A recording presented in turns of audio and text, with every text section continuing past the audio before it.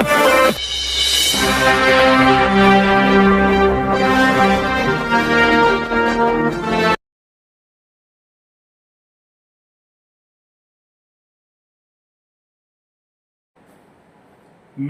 मित्रों, मैं Sunil Jaiswal, editor in chief खबरों के जरिए आप सभी का स्वागत, हार्दिक अभिनंदन। आइए मित्रों, रूबरू के इस एपिसोड में आज हम रूबरू हैं न सिर्फ छत्तीसगढ़ की राजधानी रायपुर और समग्र छत्तीसगढ़, संपूर्ण छत्तीसगढ़। मित्रों, बताते चलो, गिरीश पंकज वो नाम है जो साहित्य जगत में भारत में दैदीप्यमान सितारा है और इसकी जो रोशनी है और भी दिव्य होती जा रही है। वो दिन दूर नहीं मित्रों कि अंतर्राष्ट्रीय स्तर पे भारत के सम्मानित साहित्यकारों में, कथाकारों में, उपन्यासकारों में, लेखकों में, व्यंग्यकारों में अगर बात की जाएगी तो वहां नाम पंकज जी का जरूर आएगा। गिरीश पंकज जी आपका बहुत बहुत स्वागत। और मित्रों, धन्यवाद। आज हम गिरीश पंकज जी के रूबरू के इस कार्यक्रम में इनकी रचना धर्मिता शब्द पर ध्यान देंगे। मित्रों, किन्हीं एक विधा में बंधा हुआ नाम गिरीश पंकज नहीं है। इन्होंने गद्य, कविताएं, गजल, गीत, बाल गीत से शुरू करके उपन्यास, कहानियां, लघु कथाएं, व्यंग कथाएं और मित्रों बताते चलो, अभी तो हाल में गिरीश पंकज जी की रचनावली 20 खंडों में संभवतः देश के, पंकज जी संभवतः जहां तक मेरी जानकारी है, देश के चुनिंदा साहित्यकारों में, जो भी चुनिंदा, चाहे मध्य प्रदेश, जिनका भी नाम अभी आपसे चर्चा में लूंगा, उन तमाम, ये देश के संभवतः ये तीसरे साहित्यकार गिरीश पंकज जी जिनकी एक साथ समग्र रूप में 20 खंडों की गिरीश पंकज रचनावली आई है। 20 खंडों को, ये अभी आपके सामने भाग 1 है, और भी खंड यहां पर रखे हुए हैं। तो मित्रों, इसी रचनावली पे हम चर्चा की शुरुआत करेंगे। चर्चा के दौरान हम आपको इनकी पूरी रचना धर्मिता, पूरी इनका साहित्य संस्कार पर भी चर्चा करेंगे। आइए मित्रों, चर्चा शुरू करने से पहले हम दिखाते हैं जहां हम बैठे हुए हैं इस वक्त। यह गिरीश पंकज जी की स्टडी है और स्टडी का एक अवलोकन आपको तो बनता ही है मित्रों। ताइए एक हम इनकी जो स्टडी है उसका अवलोकन आपको, उसका दृश्य आप दिखला रहे हैं, उसके बाद आपको अंदाजा लग जा रहा है कि गिरीश पंकज कोई यूं ही नहीं हो जाता। गिरीश पंकज बनने के लिए कितनी अध्ययनशीलता, कितनी अध्ययन की जरूरत पड़ती है, वो सबसे पहले आपका परिचय होना जरूरी है। कितने सारे सम्मान इनको मिले हैं, उससे भी मैं रूबरू कराऊंगा। ताइए मित्रों, हम एक स्टडी का एक अवलोकन, विहंगम अवलोकन हम आपको करवाते हैं। मित्रों, आप देख पा रहे हैं, एक यहां पर आप देख रहे हैं, आपको लगेगा नहीं कि गिरीश पंकज जी हैं। और ये पूरा इनकी स्टडी, इसमें वो तमाम पुस्तकें हैं, तकरीबन 1 शतक, 1.25 पुस्तकें इनकी अब तक आ चुकी है। इनके मिले हुए ये स्मृति चिन्ह और कई सारे सम्मान आप देख पा रहे हैं, बहुत सारे सम्मान। ये पूरी इनकी स्टडी है, ये बुक्स आप देख पा रहे हैं। देश के, दुनिया के जितने भी वरिष्ठ चोटी के साहित्यकार हैं, उन तमाम की पुस्तकें आप गिरीश पंकज जी की स्टडी में आप देख सकते हैं। यह है इनका राइटिंग टेबल और यह कंप्यूटर जहां वे अपनी रचनाओं को अंजाम तक पहुंचाते हैं। तो आइए मित्रों, अब हम चर्चा की शुरुआत करते हैं रूबरू में गिरीश पंकज जी के साथ। पंकज जी, एक बार पुनः आपका बहुत बहुत स्वागत। धन्यवाद जायसवाल जी कि आपने बड़ी कृपा की इस नाचीज तक पहुंच करके बातचीत के लिए समय निकाला। पंकज जी, आज हम चर्चा करेंगे, शुरुआत यही से करते हैं, ये भी लेटेस्ट आपकी है। जी जी पंकज जी, मैं आपको भी ध्यान, संभवतः आपको भी ध्यान होगा कि ये जो जैसी ही 20 खंडों की रचनावलियां आई, कुछ साहित्यकारों ने एक अजीब किस्म का कमेंट्स उन्होंने किया कि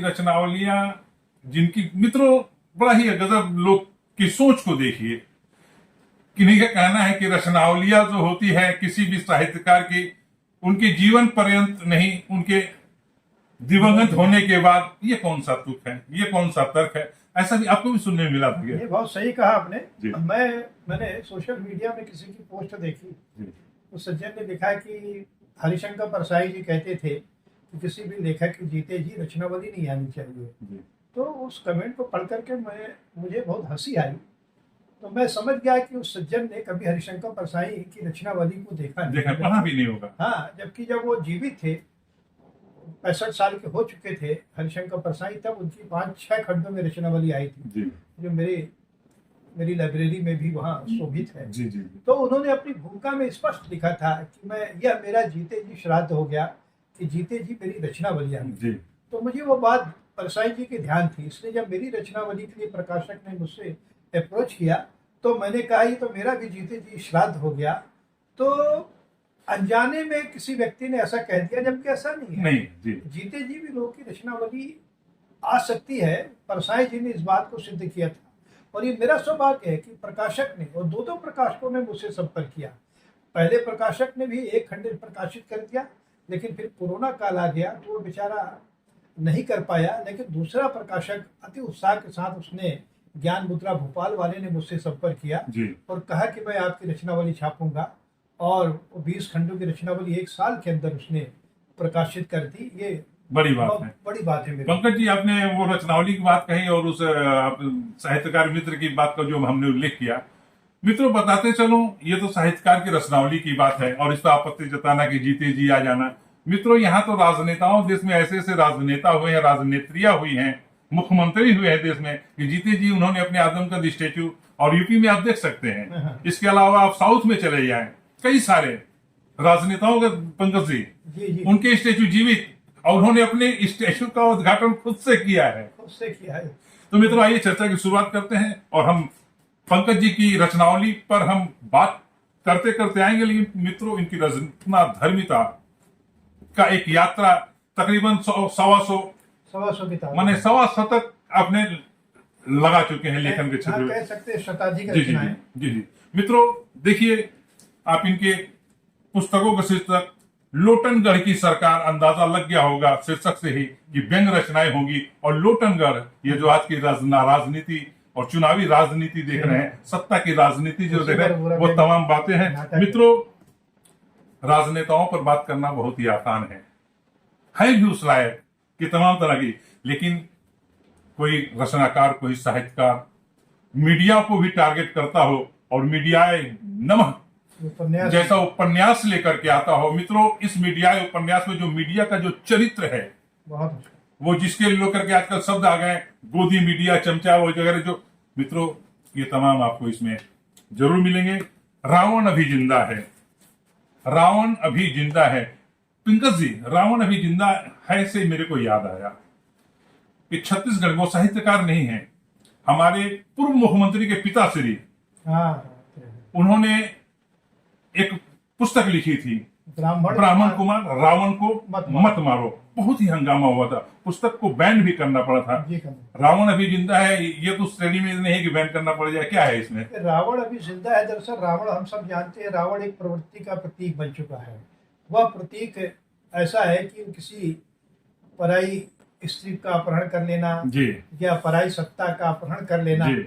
तो रावण एक प्रतीक के रूप में है। आज भी हम देखते हैं रावण के पुतले को हम लोग जलाते हैं जी। लेकिन आज भी एक तरह से रावण की मानसिकता हमारे समाज में जिंदा है। तो उसी को प्रतीक लेकर के एक व्यंग संग्रह मेरा है, ये रावण अभी जिंदा है। इसमें मेरी बहुत सारी रचनाएं हैं, और इस एक रचना का शीर्षक है रावण अभी जिंदा है।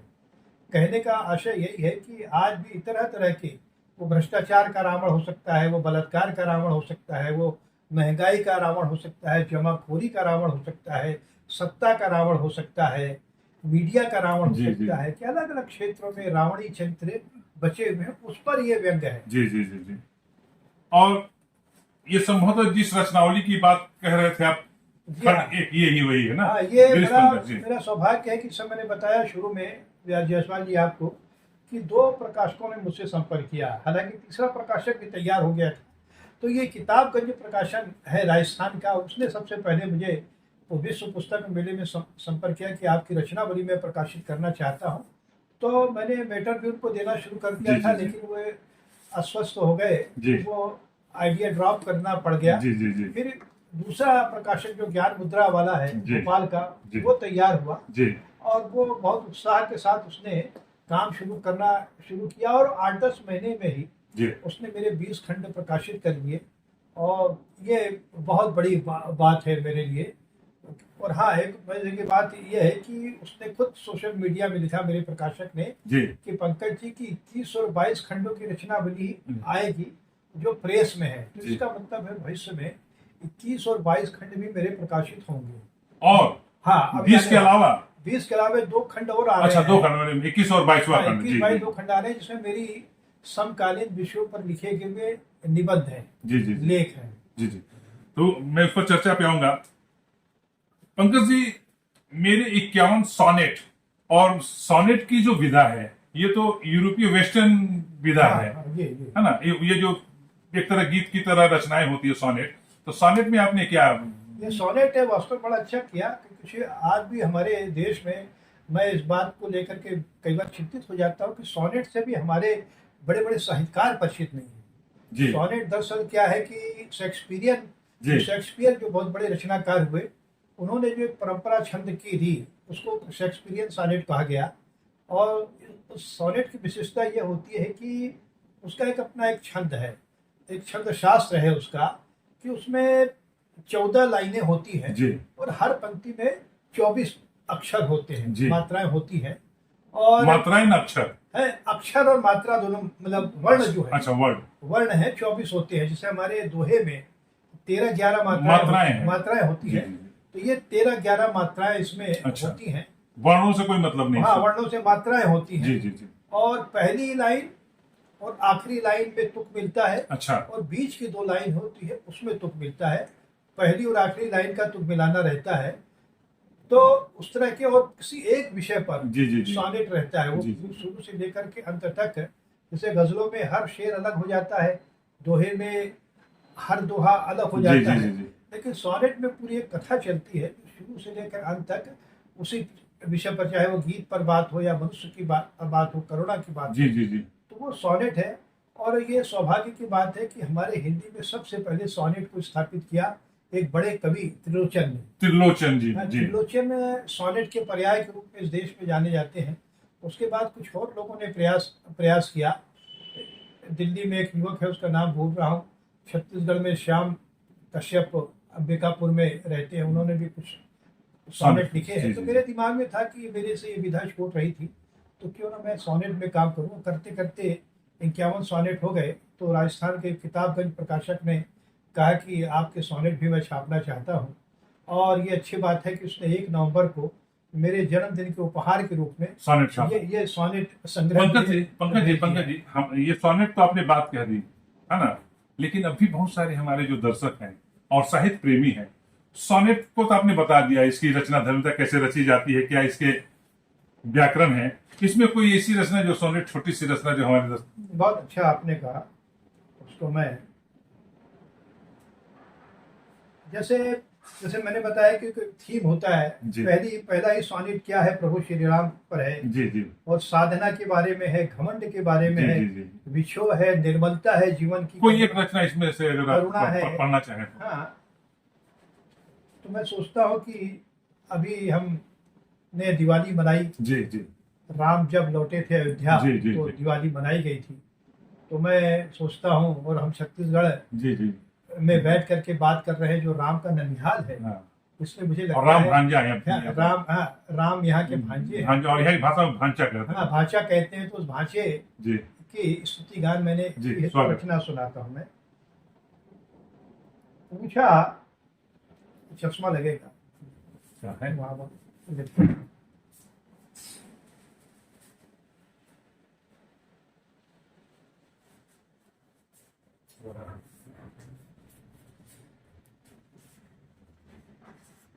काली वाली? हाँ, ये तुम सब एडिट कर लोगे आप। तो जसवंत जी, आपने पूछा तो पहली रचना ही राम पे छत्तीसगढ़ के भाषे पर है। जी पूछा एक बंदे ने, क्या है प्रभु श्री राम? जी मैं बोला कि राम पराक्रमी समदर्शी हैं, धर्म प्राण है, सत्यनिष्ठ व मितभाषी उत्कर्षी है, उनकी छवि को देख कर मिलता है आराम। जी पूछा एक बंदे ने, क्या है प्रभु श्री राम? पहली लाइन जी जी राम नहीं है नाम धनुर्धर, ये तो है धर्मज्ञ, जी दृढ़ प्रतिज्ञ है, वचनबद्ध है और शरणागत रक्षक, चरित्रवान गुणवान बड़े धैर्यवान एक शिक्षक, जी जिनमें करुणा की धारा, जिनमें भाव कृतज्ञ, राम नहीं है नाम धनुर्धर, ये तो है धर्मज्ञ। बहुत बढ़िया। और मित्र धर्म निर्वाहक है जो, मित्र धर्म निर्वाहक है जो हर वंचित के साथ, जी भेदभाव से ऊपर सबको करते प्यार, नर वानर भी मित्र हैं एक जैसा व्यवहार, और सकल विश्व के हैं यही समझे दीनानाथ, जी धर्म मित्र धर्म निर्वाहक हैं जो हर वंचित के साथ। बहुत सुंदर। और अंत में फिर एक तुक के साथ रचना खत्म होती है जी सोनेट में जी कि पीड़ित वंचित के लिए करते हैं संग्राम, जी पीड़ित वंचित के लिए करते हैं संग्राम, इसीलिए घर घर दिखते हैं सिया संग श्री राम, राम सिया संग श्री राम। बहुत सुंदर। पूछा एक बंदे ने, क्या है प्रभु श्री राम? ये राम की परिभाषा मैंने जी जी जी एक सोनेट में जी, पेश जी, करने की जी, कोशिश की।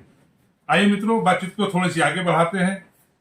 इससे पूरा आ चुकी है पंकज जी की चयनित व्यंग और बाल साहित्य पर और बाल कविताएं लिखना बहुत ही, और इन्होंने बाल कविता बाल साहित्य भी लिखा है, इसके लिए भी आप बहुत बहुत बधाई पात्र हैं। बहुत ही बाकी चीजें लिखना, बच्चों की मन की बात बच्चों की बोली में बच्चों की भाषा में लिखना, बहादुर गोलू, ये बहादुर गोलू उपन्यास है, उपन्यास बच्चों का गया उपन्यास, और हम बच्चे हिंदुस्तान के, इसमें मेरे नाटक है, बच्चों नाटक लिखे गए है। नाटक। तो मित्रों, बाल सुलभ शब्द, बाल सुलभ कलाएं, बाल सुलभ जो साइकोलॉजी होती है, जब तक उसका अध्ययन नहीं होगा बाल साहित्य रचना बहुत अच्छा है। बाल साहित्य को मैं अपनी आत्मा का हिस्सा मानता हूँ। जी जी जी। मैं जब भारतीय परिदृश्य में हिंदी साहित्य के अपने लेखकों को देखता हूँ तो बहुत दुख होता है कि बड़े बड़े लेखक वो बाल साहित्य से परहेज करते हैं, बाल साहित्य नहीं लिखते। लेकिन मुझे लगा कि एक लेखक को बाल साहित्य के लिए भी समय निकालना चाहिए। हम बांग्ला भाषा के साहित्य को देखें तो रविन्द्रनाथ टैगोर, कवि रविन्द्रनाथ टैगोर हैं, और भी तमाम दूसरे लोग बाल साहित्य लिखते रहे हैं, समृद्ध है बांग्ला का बाल साहित्य। लेकिन हिंदी में, बांग्ला में है, मराठी में है, मराठी में भी है, मिल जाएगा, दक्षिण में भी लोगों ने बच्चों के लिए लिखा है।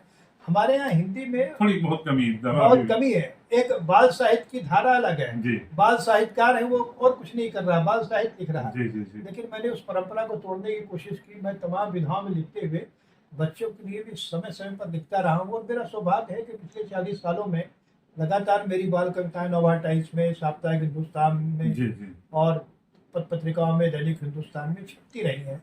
और पिछले कुछ वर्षों में अच्छा हुआ कि मेरे बाल नाटक भी आए और मेरी बाल कविताएं भी आई, और पिछले साल मेरा एक उपन्यास जैसे आपने दिखाया बहादुर गोलू भी आ गया।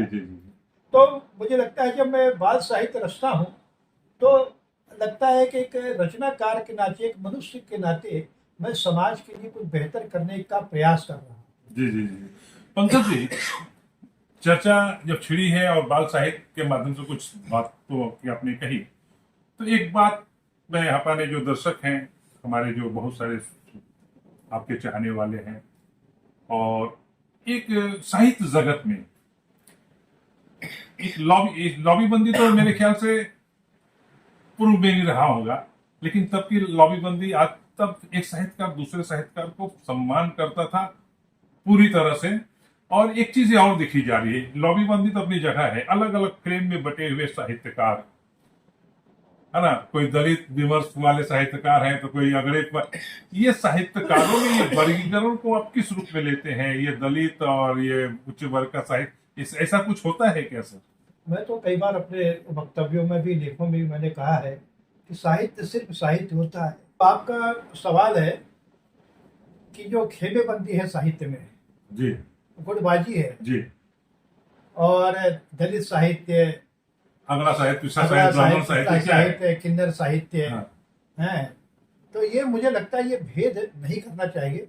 अगर कोई भी साहित्य रच रहा है तो उसके मन में एक अच्छे साहित्यकार के मन में ये भाव रहेगा कि समाज का उन्नयन हो, जी जो अन्याय है, शोषण तो उसके खिलाफ है।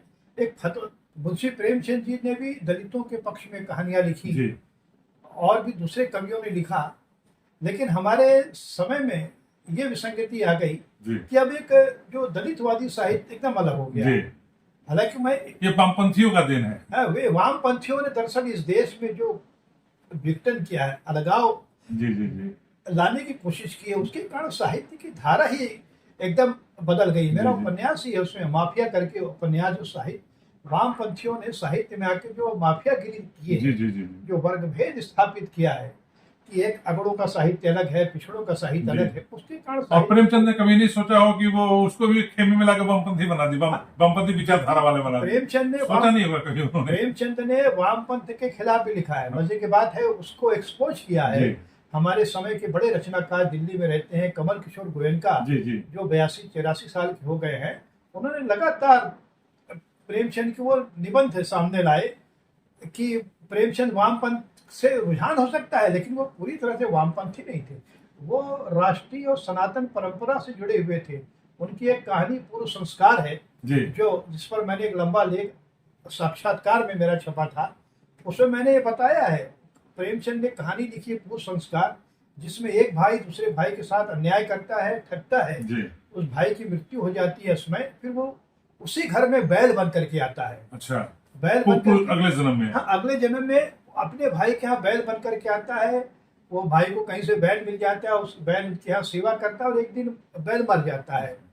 पंडित आते हैं और बोलते हैं कि ये जो बैल है, ये बैल नहीं है, पिछले जन्म का तुम्हारा भाई है और तुम्हारा कर्ज चुकाने के लिए इस जन्म में आया था। ये कहानी प्रेमचंद की रचनावली के किसी खंड में पूर्व संस्कार नाम से है। जी जी जी। तो प्रेमचंद के ऐसे रूप को भी हमारे लोगों ने दबाने की कोशिश की है और एक वामपंथी चेहरा उभारने की कोशिश की, तो ये गलत है। अच्छा, इसके साथ साथ एक चीज और कि उसमें फिर आपकी वचनावली में होगा, आजकल साहित्यकारों में, कथाकारों में, कवियों में लावीबंदी और अलग अलग खेमे में तो बात ही है, राजनीतिक पक्षधरता पार्टी के रूप में ही पहचाने जाते हैं कि फलाना लेखक फलानी पार्टी के विचारधारा को लेके चल रहा है, तो कोई कोई कांग्रेसी विचारधारा का है, तो कोई आरएसएस विचारधारा वाले हैं।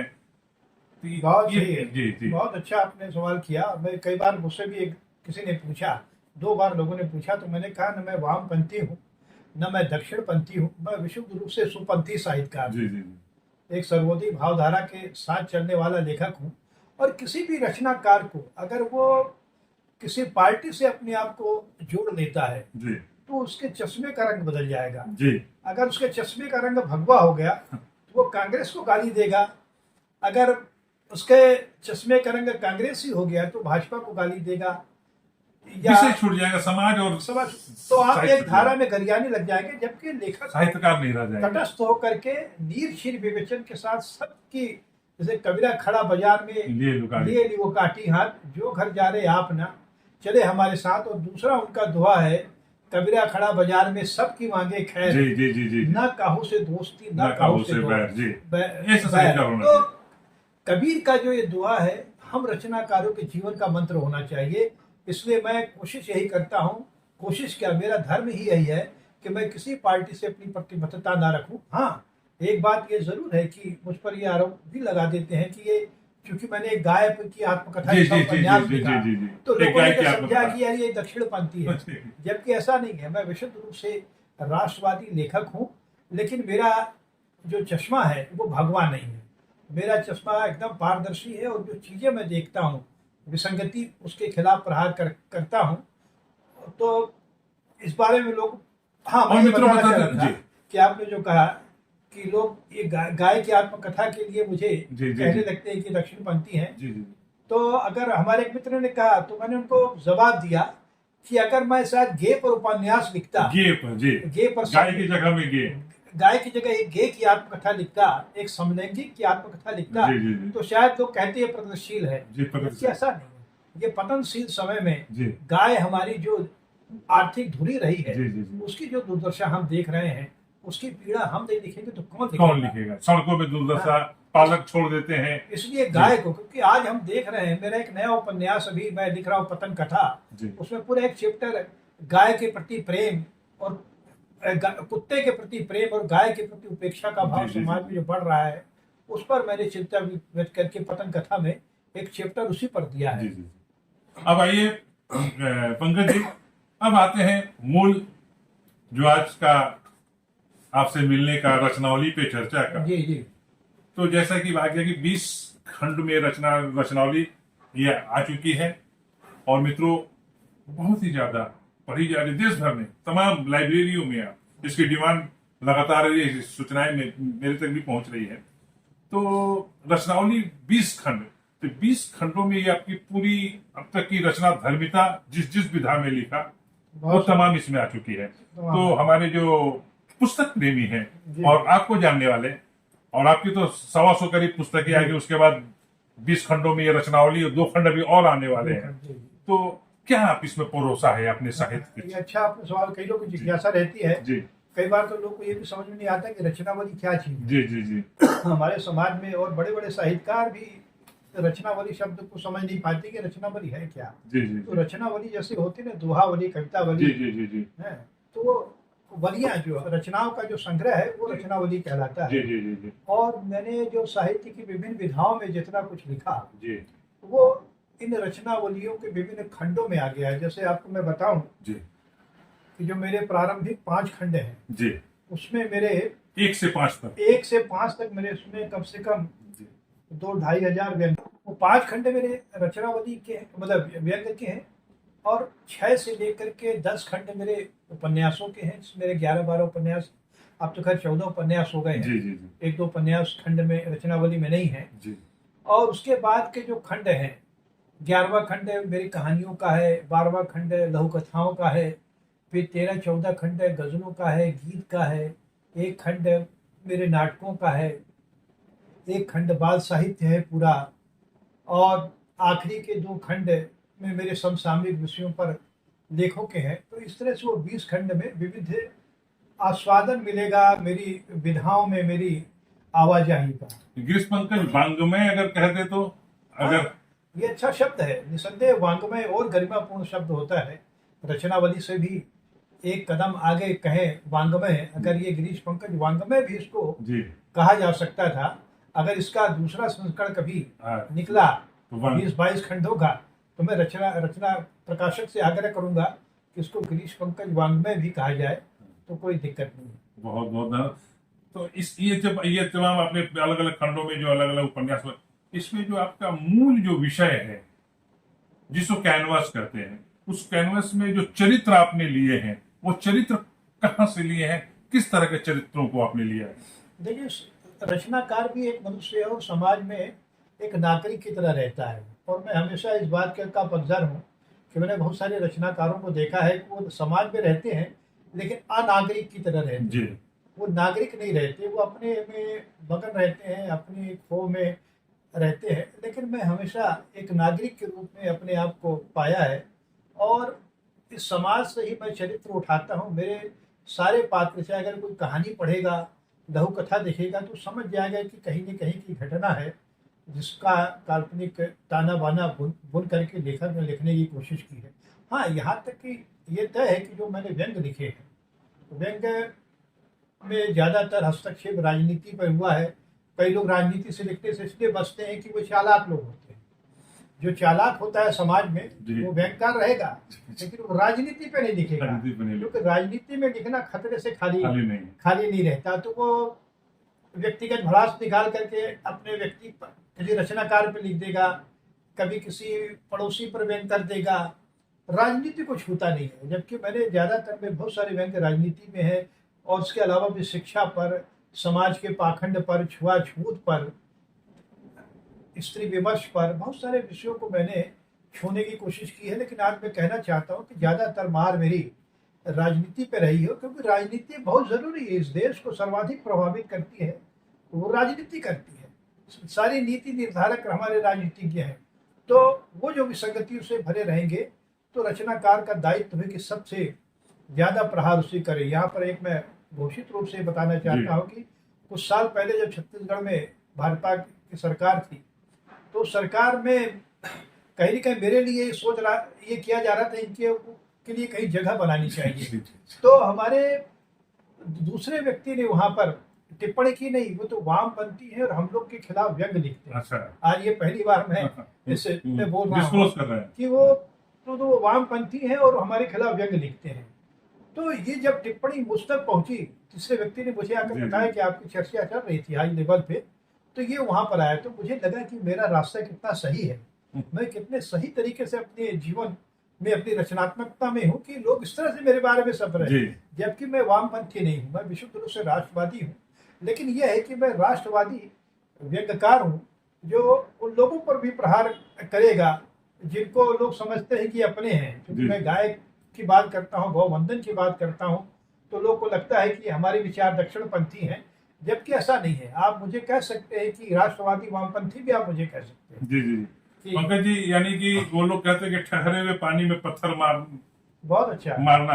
पंकज जी, बात करते करते चलो ये जो रचनावली जो है 20 खंडों की प्रतिनिधित्व की बात करें कि आपकी ये रचनावली किसे प्रतिनिधित्व करती है, समाज के किस वर्ग को, किस अंश को, या किस कालखंड को प्रतिनिधित्व किसे करती है? ये पूरी रचनावली की जो रचनाएं हैं मध्य वर्गीय समाज को समर्पित हैं और ये हमारे समकालीन समय को प्रतिनिधित्व करती है। मेरी रचना को पढ़ करके व्यक्ति उस काल को भी समझने की कोशिश करेगा कि जिस काल में वो इस समय रह रहा है। लेकिन ये मेरा अपने आप को, मैं एक उस तरह के लेखक के रूप में अपने आप को याद किया जाना चाहता हूँ कि मेरे जाने के बाद भी अगर ये रचनावली पढ़ी जाए तो वो बासी ना हो। इसलिए मैंने लिखते वक्त इस बात का ध्यान रखा है कि देश काल वातावरण से परे होकर की रचनाएं कालजयी बने कि वर्षों बाद भी अगर कोई रचनावली का कोई खंड उठा करके पढ़े तो लगे कि नहीं ये आज के समय की बात है।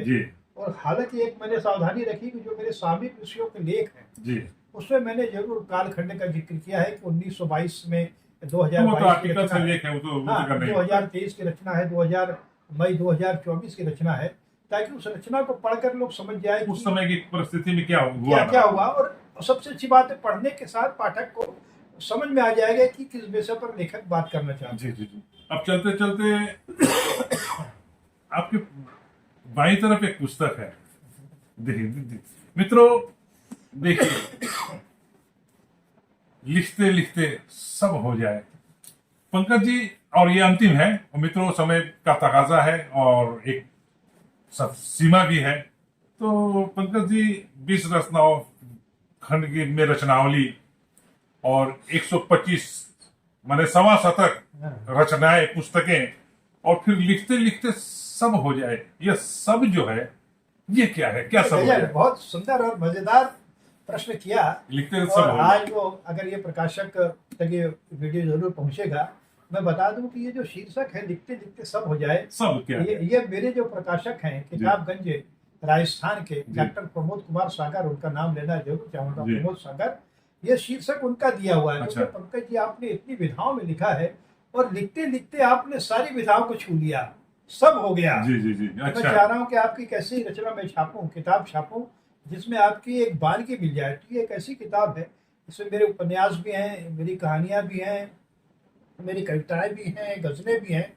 तो ये लिखते लिखते सब हो जाए, वो उसके बानगी के रूप में ये किताब उन्होंने छापी। बहुत एक विज्ञापन आया था, लिखते लिखते लब हो जाए, और आपने ना दिया लिखते लिखते सब हो जाए। तो मित्रों, इसी के साथ आज के लिए बस इतना ही। और पंकज जी आप हमारे साथ जुड़े, आपको बहुत बहुत धन्यवाद। और मित्रों, आप तक हमने पंकज जी को पहुंचाया। पंकज जी को आप जानिए, इनकी रचनावली बाद में भले पड़े, इनकी कई सारी।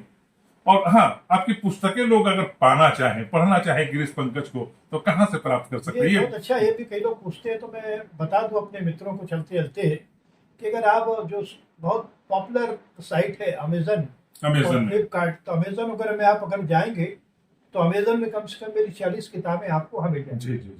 एक दो नहीं है, 40 पुस्तकें। फ्लिपकार्ट में भी 10-15 किताबें दिखती हैं। तो अगर हमारे जो चाहने वाले हैं, गिरीश पंकज लिखेंगे तो गिरीश पंकज आप हिंदी या अंग्रेजी में लिखेंगे तो पूरी लिस्ट आ जाती है, इमेज के साथ, किताबों की इमेज के साथ पूरी सूची आ जाती है। और कुछ लोग वहां से मंगा भी रहे, फोन भी करते हैं कि आपकी किताब हमने वहां पढ़ी। तो मैं चाहूंगा कि जो मेरे चाहने वाले हैं अगर वहां जाए, क्योंकि अब तो सबके हाथ में स्मार्टफोन है, जी जी जी एंड्रॉयड पेन है, तो उसमें सब चीज़ें उपलब्ध हैं। तो अब मैं चाहूंगा कि इससे सुनील जायसवाल जी के चैनल के माध्यम से कि आप जरूर वहाँ जाए और मुझे आपका आशीर्वाद मिले।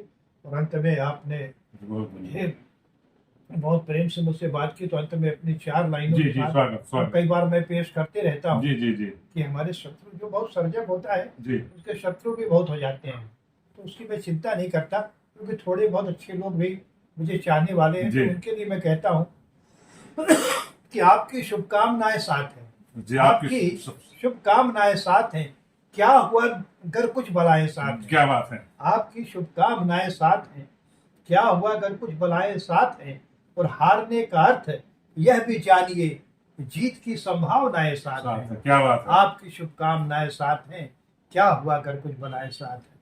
बहुत बहुत धन्यवाद। बहुत बहुत धन्यवाद।